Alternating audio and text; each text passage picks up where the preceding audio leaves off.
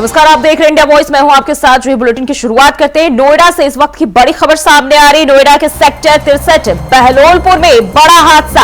निर्माणाधीन साइट गिरने से हुआ हादसा। मलबे में करीब आधा दर्जन लोग के दबने की आशंका जताई जा रही है और ये जानकारी सामने आ रही है। नोएडा के सेक्टर 63 से बचाव कार्य में जुटी पुलिस और स्थानीय लोग। बहलोलपुर के हनुमान मंदिर के पास ये हादसा हुआ है। गांव बहलोलपुर में गिरी बिल्डिंग के पास हो रही थी खुदाई और इस दौरान ये हादसा हुआ है। सेक्टर 63 क्षेत्र का ये मामला बताया जा रहा है। मलबे में करीब आधा दर्जन लोगों के दबने की सूचना मिल रही है।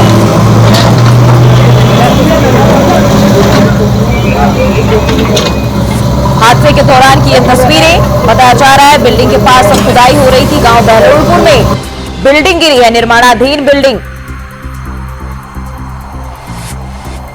सेक्टर 63 क्षेत्र का यह मामला बताया जा रहा है। मंदिर हनुमान मंदिर के पास यह हादसा हुआ है। फिलहाल पुलिस जो तमाम टीम है वो राहत बचाव कार्य में जुटी हुई है स्थानीय लोगों के साथ।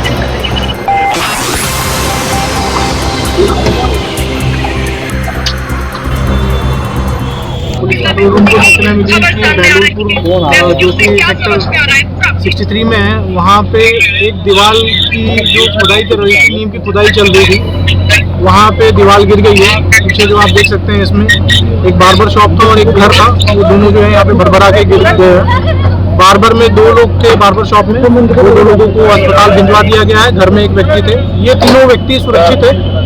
एक व्यक्ति जो है अभी लगभग 22 वर्ष की उम्र है, उसकी फंसने की संभावना है, उसको खोजा जा रहा है। नहीं, देखिए अभी इसकी संभावना हम नहीं बता पाएंगे, पहले सर्च एक बार कर लें, फिर आपकी लापरवाही से हादसा हुआ है। नहीं, देखिए अभी लापरवाही इस पर हम लोग कंक्लूजन पे नहीं आए। फर्स्ट हमारी प्राथमिकता है कि जो व्यक्ति फंसा हुआ है उसको हम सकुशल बाहर निकालें और उसके बाद फिर हम लोग टोटल कितने लोग फंसे हुए थे इसमें देखिए अभी एक ही व्यक्ति फंसा हुआ था, एक बाहर निकल गया था अपने आप ही। और जो शुरुआत में जो ऊपर घर में थे उसमें 2 व्यक्ति थे, एक की उम्र 40 वर्ष और 22 वर्ष की, एक जो है की उम्र अभी लगभग पता नहीं है। 3 व्यक्ति थे, तीनों जो है प्राथमिक इलाज जारी है। और तो निर्माणाधीन साइट गिरने से हादसा हुआ है। मलबे में करीब आधा दर्जन लोगों के दबने की सूचना मिल रही है। बचाव कार्य में पुलिस और स्थानीय लोग जुटे हुए हैं। तो एक बार फिर से नोएडा से बड़ी जानकारी हादसे वाली। और इसी खबर पर ज्यादा जानकारी के साथ हमारे सहयोगी नोएडा से नितिन चौधरी हमारे साथ जुड़ गए हैं। नितिन, जिस तरीके से जानकारी सामने आ रही नोएडा सेक्टर 63 से निर्माणाधीन साइट गिरने से हादसा हुआ है, इसको लेकर क्या कुछ जानकारी सामने आई है? बिल्कुल, जिस तरीके से नोएडा के बेलमपुर गांव के पास में एक नींव खोद रही थी, तो उसको देखते हुए जो मकान बराबर बना हुआ था, तो उसकी जो दीवार थी वो गिर गई थी। लेकिन उसके बाद जिस तरीके से लगातार जो हादसा हुआ वो काफी दर्दनाक हादसा है। तो उसके आसपास के जो लोग थे वहाँ पर मकान बना रहे थे। मकान बनने के कारण इसका जो है स्पष्ट कर दिया गया। पुलिस प्रशासन की तरफ से पूरी तरीके से कहा गया है और कहा है कि जो मकान बन रहा था वहाँ के उसके बराबर में मकान के जो नींव खोद रहे थे, जो लेबर थे वो काम कर रहे थे, उसके जो बेसमेंट उसमें बनाया जा रहा था, दुकान थी, वो मकान जो उसके बराबर वाला गिर गया। लेकिन गिरने से जो है 2 व्यक्ति उसके अंदर दब गए थे, तो उनको जो सुरक्षित करके बाहर निकाल दिया गया। जो और 2 व्यक्ति हैं अभी फिलहाल उनको पुलिस जो है रेस्क्यू कर रही है, लगातार उनकी जांच पड़ताल कर रही है, कहाँ के व्यक्ति हैं, कहाँ से इस मलबे में दबे हैं। तो पुलिस के द्वारा पूरी तरीके से सुरक्षित उन सभी को बाहर निकाल दिया गया है। नितिन, इस दौरान क्या किसी के मौत की भी खबर सामने आई है? देखिए, बिल्कुल बता दें, पुलिस प्रशासन की तरफ से यही कहा जा रहा है कि जो मकान था वो उसकी दीवार गिरने का खोद रही थी, तो उसकी दीवार गिरी थी। गिरने से के बाद जो दुकान थी वो दुकान का लेंटर जो नीचे गिरा। गिरने के बाद में जो व्यक्ति 2 दुकान के अंदर थे वो 2 व्यक्तियों को जो है सुरक्षित बाहर निकाल लिया गया। जो और व्यक्ति है उसमें ढूंढ पुलिस प्रशासन द्वारा रेस्क्यू कराया जा रहा है और उसको जो है ढूंढने का प्रयास किया जा रहा है कि इसमें और कितने व्यक्ति थे। आसपास के लोगों से पूछा जा रहा है। जो मकान था, जो दुकान थी, वो दुकान को जो है पूरी तरीके से जो 2 लोग फंसे हुए थे उनको बाहर निकाला। लेकिन उसके बाद पुलिस प्रशासन उसमें रेस्क्यू कर रहा है और जो वहाँ पर कंस्ट्रक्शन का काम चल रहा था उसे पूरी तरीके से रोक लगा दी गई। बिल्कुल नितिन, अगर हम बात करें बिल्डिंग की, तो निर्माणाधीन बिल्डिंग थी, क्या वजह रही? क्या इसको लेकर किसी तरह की जानकारी सामने आई है, किसी की लापरवाही? देखिए, बिल्कुल जिस तरीके से पुलिस प्रशासन ने इस मामले की जांच करी है, तो इसमें साफ कर दिया है कि कंस्ट्रक्शन का काम यहाँ चल रहा था। यहाँ पर जो है बेसमेंट की खुदाई चल रही थी, तो पास में जो मकान बना हुआ था, तो उसकी दीवार जब गिरी नीचे, तो उसके बाद सारा मकान जो नीचे टूट के गिर गया। उसमें जो व्यक्ति थे उन व्यक्ति को सभी को सुरक्षित बाहर निकाल लिया गया। उसमें से इनमें से 2 व्यक्ति अभी दबे हुए की आशंका बताई जा रही है प्रशासन की तरफ से कि उन व्यक्ति को भी जल्दी बाहर निकाल लिया जाएगा। सबको सुरक्षित इलाज इनका जो है चल रहा है, नजदीक हॉस्पिटल में उनको एडमिट कराया गया है। और साथ ये भी कहा जा रहा है कि पूरी तरीके से जो कंस्ट्रक्शन का काम यहाँ चल रहा था उस पर रोक लगा दी गई प्रशासन की तरफ से। और साथ ही जो उसके मालिक है मकान के, उनको भी यहाँ पर पुलिस बुला रही है और बुलाने के बाद उनसे पूछा जाएगा कि आखिरकार किससे इसकी परमिशन लिया। नोएडा अथॉरिटी ने पहले से इस पर रोक लगाई थी कि आखिरकार जो कंस्ट्रक्शन का काम, जो बेसमेंट यहाँ बनाए जाते हैं नोएडा के अंदर, इस तरीके से उनकी जांच जो नोएडा अथॉरिटी के अधिकारियों पे जो है कहीं ना कहीं जी बिल्कुल नितिन, तो अब देखना होगा कि जो तमाम लोग हैं कब तक उनका रेस्क्यू किया जाता है, जो बचे हुए लोग हैं, और क्या कुछ इसको लेकर सामने आता है जांच के बाद। बहुत बहुत शुक्रिया नितिन तमाम जानकारी के। और वहीं लखनऊ से खबर सामने आ रही, सपा ने बीजेपी सरकार से की मांग, जिन्होंने बच्चों की जान बचाई सरकार उन्हें करे पुरस्कृत। बीजेपी सरकार 11-11 लाख रुपए से पुरस्कृत करे और समाजवादी पार्टी की ओर से मांग की गई है। भविष्य में सपा इन सभी को सम्मानित करेगी। झांसी की घटना को लेकर सपा ने एक पर पोस्ट किया है, तो लखनऊ से ये खबर सामने आ रही है और उन्होंने कहा है झांसी घटना को लेकर कि जिन्होंने भी मदद की है बच्चों की, सरकार उन्हें पुरस्कृत करे, सम्मानित करे। जिन लोगों ने नवजात बच्चों की जान बचाई है, 11-11 लाख रुपए से सरकार उन्हें सम्मानित करे। भविष्य में समाजवादी पार्टी इन सभी को सम्मानित करेगी। और ये बीजेपी सरकार से मांग सपा की ओर से एक पर पोस्ट करके लखनऊ से ये खबर सामने आ रही है और समाजवादी पार्टी की ओर से बीजेपी सरकार से मांग, झांसी की घटना को लेकर सपा की ओर से एक पर पोस्ट किया गया है। और इसी खबर पर ज्यादा जानकारी के साथ मोहम्मद आसिफ हमारे सहयोगी हमारे साथ जुड़ चुके हैं। आसिफ, अब झांसी घटना को लेकर सपा ने फिर से पोस्ट किया है। हम देखिए शुरुआती दिनों से ही पोस्ट करती रही है समाजवादी पार्टी, कभी सरकार को तो कभी जो पीड़ित लोग हैं उनको लेकर। एक बार फिर से उन्होंने कहा है कि जिन्होंने भी नवजात बच्चों की जान बचाई है, सरकार उन्हें सम्मानित करे। झांसी मेडिकल कॉलेज में दोबारा घटना हुई, 10 नवजात बच्चों की जलकर मौत हो गई। इससे बड़ी लापरवाही सामने आई और इस हादसे के बाद से ही समाजवादी पार्टी प्रमुख अखिलेश यादव और सपा नेता लगातार सरकार पर सवाल खड़े कर रहे हैं, सरकार की और यहाँ तक झांसी मेडिकल कॉलेज हादसा कहीं न कहीं चुनावी मुद्दा भी बन चुका है।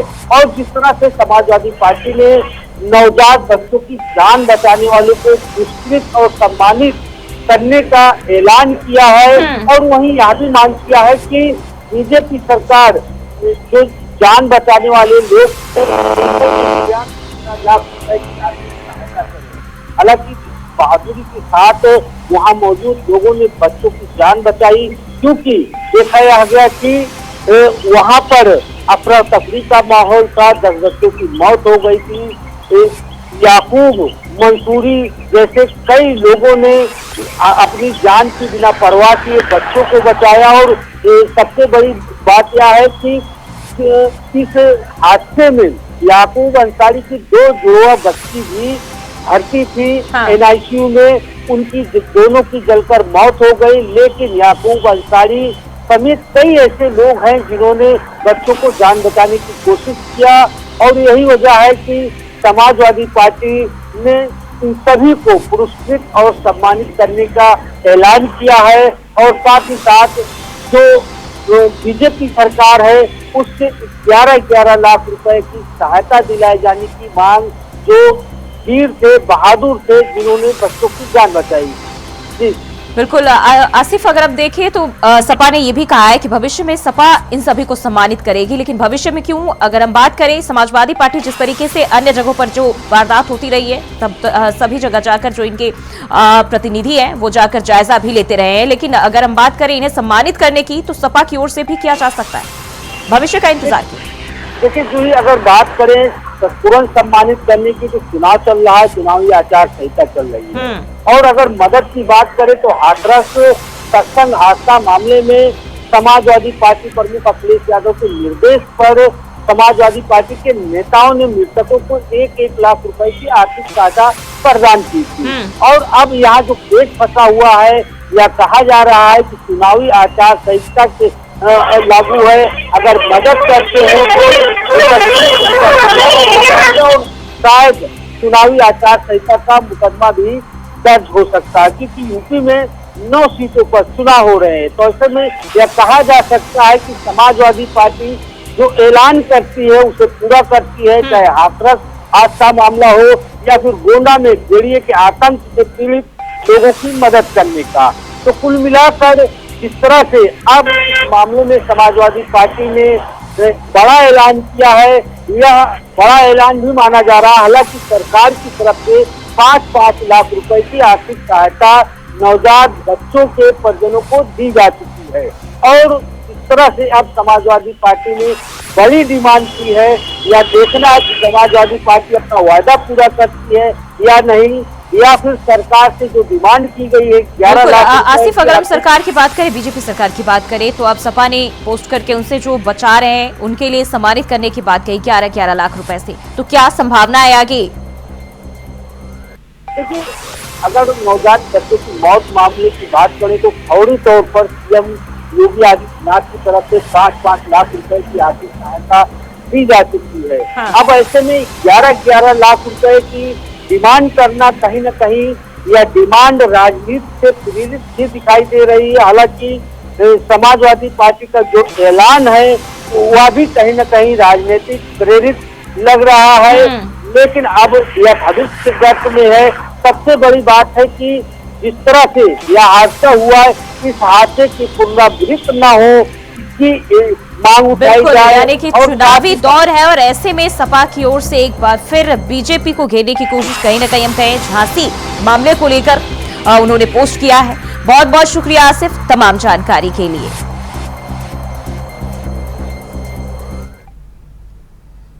और महाकुंभ से जुड़ी बड़ी खबर सामने आ रही है। महाकुंभ को भव्य और दिव्य बनाने की तैयारी, महाकुंभ को लेकर युद्ध स्तर पर तैयारी, आग की घटनाओं पर रोकथाम को लेकर तैयारी। मेला क्षेत्र में 50 फायर स्टेशन बनेंगे, 2000 स्पेशल ट्रेन जवानों की तैनाती भी की जाएगी। तो महाकुंभ से जुड़ी ये जानकारी सामने आ रही है। अब इसको पूरी तरह से सुरक्षित और शांतिपूर्ण बनाने की तैयारी जो है देखी जा रही है। 2000 स्पेशल ट्रेन जवानों की तैनाती की जाएगी और मेला क्षेत्र में 50 फायर स्टेशन भी बनेंगे। आग की घटनाओं पर रोकथाम को लेकर तैयारियां, महाकुंभ को भव्य और दिव्य बनाने की पूरी तैयारी। उसमें श्रद्धालुओं की सुरक्षा के लिए अग्निशमन विभाग पूर्ण रूप से तैयार है। अभी अग्निशमन सेवा विभाग जो है आपात सेवा विभाग भी बन गया है। तो इसमें जो हमारे लोग हैं उनको हमने ट्रेंड कराया है और अलग अलग डायमेंशन में उनकी ट्रेनिंग्स कराई गई हैं। तो वो हर टाइप के डिजास्टर के अंदर कार्य करेंगे। और हमारे द्वारा यहाँ पूरे मेला क्षेत्र की सुरक्षा के लिए 50 फायर स्टेशन और 20 फायर पोस्ट बनाई गई हैं। और उसके साथ साथ हमारे द्वारा प्रिवेंशन के लिए जो एक्टिविटी है उनके लिए टीमें लगाई गई हैं। कुंभ को भव्य और दिव्य बनाने की तैयारी पूरी तरह से हर तरफ से कोशिश की जा रही है, ताकि यहाँ जो लोग आएंगे, श्रद्धालु आएंगे, उन्हें किसी भी तरह की समस्या ना हो। अब जिस तरीके से हम देखें, हाल ही में झांसी का मामला सामने आया, उसके बाद से अग्निशमन की भी पूरी तैयारियां देखी जा रही है। और इसी खबर पर ज्यादा जानकारी के साथ शोएब रिजवी हमारे सहयोगी हमारे साथ जुड़ चुके हैं। शोएब, प्रयागराज में बहुत ही जल्द महाकुंभ का आयोजन होने जा रहा है और अब इसकी तैयारियां युद्ध स्तर पर। बिल्कुल निश्चित तौर पर आप कह सकते हैं कि जो तैयारियां हैं वो अपनी फाइनल स्टेज पर है, क्योंकि जो दिसंबर के महीना है उस पर डेडलाइन है कि ज्यादातर काम दिसंबर में पूरे कर लिए जाएंगे। क्योंकि जो पहला स्नान है वो 13 जनवरी से शुरू होगा। और राष्ट्रीय स्नान की बात करें, 3 राष्ट्रीय स्नान इस बार होंगे, जिसे शाही स्नान कहा जाता था। इस बार उसका नाम बदला गया है, उसे राष्ट्रीय स्नान का नाम दिया गया है, जिसमें अखाड़े साधु संतों के साथ जिस तरह से वो क्रमबद्ध तरीके से स्नान करने के लिए जाते हैं वो जाएंगे। तो उसकी तैयारियों को लेकर के हर विभाग सक्रिय है। फायर विभाग की अगर बात करें, क्योंकि तंबुओं का एक पूरा शहर बसता है, तमाम जो इलाके हैं वहाँ पे तंबुओं का एक पूरा शहर बसने के बाद तमाम पुलिस चौकी और थाने बनाए जाते हैं। फायर ब्रिगेड के अलग अलग जो सेक्टर बनाए जाते हैं उसमें उनकी तैनाती की जाती है। उसको लेकर के तैयारियां जोरों पर है। और खासतौर से जो आधुनिक संसाधन है फायर ब्रिगेड के पास, उनका इस्तेमाल करने के लिए पूरे तरीके से उनके जो कर्मचारी उनको ट्रेनिंग दी जा रही है। क्योंकि ये ज्वलनशील पदार्थ होता है, तंबुओं का जो शहर बसता है तो ऐसे में किस तरह के एहतियात बरतने चाहिए, कैसे उनको पहले से लोगों को भी अवेयर करना है, क्योंकि यहाँ पर लोग 2 महीने से ज्यादा कल्पवास करते हैं, रहते हैं। तो ऐसे में फायर की जो सर्विस है वो काफी महत्वपूर्ण हो जाती है। और जी, इसीलिए फायर बात करें तो का 2000 स्पेशल ट्रेन्ड जवानों की तैनाती भी की जाएगी और उनको किस किस तरह के डायमेंशन से तैयार किया गया है, किन किन जो हालात है उन पर कंट्रोल करने के लिए उनकी तैनाती की जाएगी, प्रशिक्षण की अगर हम बात करें उनके। देखिए, फायर सर्विस वैसे भी एक ऐसी सर्विस है जिसमें मुश्किल परिस्थितियों में ही इनको उस टास्क पर पहुंचना होता है और अपने जो उनका एम है उसको पूरा करना होता है। क्योंकि जो कुंभ का इलाका है वो एक अलग तरीके का इलाका होगा, तंबू का शहर होगा, इसलिए बड़ी संख्या में अलग अलग जो सेक्टर बनेंगे उसमें जो साधु संत रहेंगे उनके आसपास सेक्टरों में फायर सर्विस की सेवा रहेगी, ताकि अगर किसी तरह की कोई सूचना है, क्योंकि यहाँ पर बड़ी संख्या में श्रद्धालु आएंगे। इस बार जो 40 करोड़ के आसपास अनुमान लगाया जा रहा कि इन स्नान पर्वों पर श्रद्धालु आएंगे अलग अलग तारीखों में, तो ऐसे में भीड़ भाड़ इलाकों में किस तरह से छोटे वाहन से जो फायर कर्मी है वो अपने टास्क तक पहुंच सके उसकी व्यवस्था की जाएगी। बड़ी गाड़ियां कैसे अगर लेके जाना हो जहां पर इस तरह की सूचनाएं हो तो उसके लिए उनको स्पेशल ट्रेनिंग दी जा रही है। खासतौर से ऐसी परिस्थितियों में किस तरह से निपटना होगा उसकी ट्रेनिंग दी जा रही है और इसीलिए अलग अलग सेक्टर में अलग अलग जगहों पर जहां भी जो ये पूरा शहर बसेगा वहां पर इनकी व्यवस्था की जाएगी और इनको इन परिस्थितियों से कैसे निपटना है। शोएब, मेला क्षेत्र में जो है 50 फायर स्टेशन बनाए जाने की जानकारी सामने आई है, लेकिन यहाँ इतनी तादाद में लोग पहुंचते हैं, क्या ये सफिशिएंट होंगे इन लोगों के लिए, जो भी लोग श्रद्धालु वहां पहुंचेंगे, जो संत वहां पहुंचेंगे? क्योंकि मेला भी 1-2 दिन का नहीं है, काफी समय तक रहने वाला है और ऐसे में जाहिर सी बात है कि श्रद्धालुओं की संख्या काफी ज्यादा होगी। देखिए, बिल्कुल निश्चित तौर पर उन्हीं सब अनुभवों को लेते हुए, क्योंकि 2019 का जो अनुभव है वो उनके पास है, इसलिए अनुभव से सीखते हुए किस तरह से अपने आप में बदलाव करना है, किस तरह से अपने जो कर्मचारी उनकी संख्या बढ़ाना है, ये सारी चीजें उसी चीज पर मंथन करने के बाद ये फैसला लिया गया है और उसी हिसाब से तैयारी की जा रही। क्योंकि इससे पहले के जो कुंभ हुए हैं 2019 में जो आखिरी कुंभ हुआ है इससे पहले का, उसमें किस तरह का अनुभव रहा है, जो परिस्थितियां रही हैं या जो घटनाएं उससे उन्होंने क्या कुछ सीखा है, ये सारे नए कर्मी जो आएंगे या इस बार जो रहेंगे उनको उन तमाम परिस्थिति से अवगत कराने के लिए उनको स्पेशल ट्रेनिंग दी जाएगी और उन तमाम चीजों से निपटने के लिए किस तरह से उनको तैयार रहना है इसकी ट्रेनिंग दी जा रही है। उसी अनुपात में जो फायर कर्मी है उनकी नियुक्ति की जा रही है, उसी अनुपात में जो सेक्टर वाइज जो फायर स्टेशन बनाए जाएंगे उनकी तैनाती की जा रही है। तो ये कहा जा सकता है कि उन तम पुराने अनुभव को सीखते हुए ये सारे जो एक तरह से कह सकते हैं कि रूपरेखा तैयार की जाएगी। बिल्कुल, जिस तरीके से हम देखिए अब पूरी तरह से अन्य तैयारियों को लेकर भी सरकार और प्रशासन पूरी तरह से सख्तियां बरत रही है और जो लक्ष्य रखा गया है वो कहीं न कहीं कामयाबी भी उसमें मिलती हुई सरकार को और प्रशासन को दिखाई दे रही है। बहुत बहुत शुक्रिया शोएब तमाम जानकारी की।